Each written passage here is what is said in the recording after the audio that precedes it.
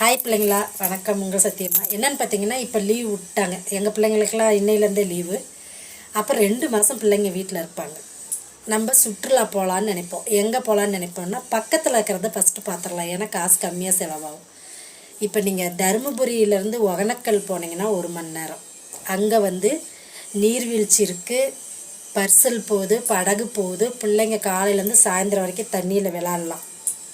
சரிங்களா? அதே மாதிரி சேலம் புது பஸ் ஸ்டாண்ட்லேருந்து ஏற்காடு போனீங்கனாலும் 1 மணி நேரம். அங்கே இப்போ ஃப்ளவர் ஷோ போடுவாங்க. அங்கேயும் நீர்வீழ்ச்சி இருக்குது, போட்டிங் போகுது. பிள்ளைங்க தண்ணியில் இறங்கி விளையாட முடியாது. மிச்சப்படி இந்த சின்ன பிள்ளைங்க விளையாடுறதுக்கு தூரி எல்லாமே இருக்குது, விளையாடலாம். புது பஸ் ஸ்டாண்ட்லேருந்து 1 மணி நேரம் மேட்டூர் டேம். அங்கே போனீங்கன்னாலும் டேம் இருக்குது, பிள்ளைங்க எல்லாம் விளாட்லாம். பர்சலில் போகிறதில்லன்னு நினைக்கிறேன். ஆனால் டேம் இருக்குது, பிள்ளைங்கள்லாம் போய் இது இருக்குது, ஜூ இருக்குது. பாம்பு முதல்ல குரங்கு இதெல்லாம் ஜூ இருக்குது, தூரி இருக்குது. பிள்ளைங்கள்லாம் மனசார விளாண்டுட்டு வரலாம்.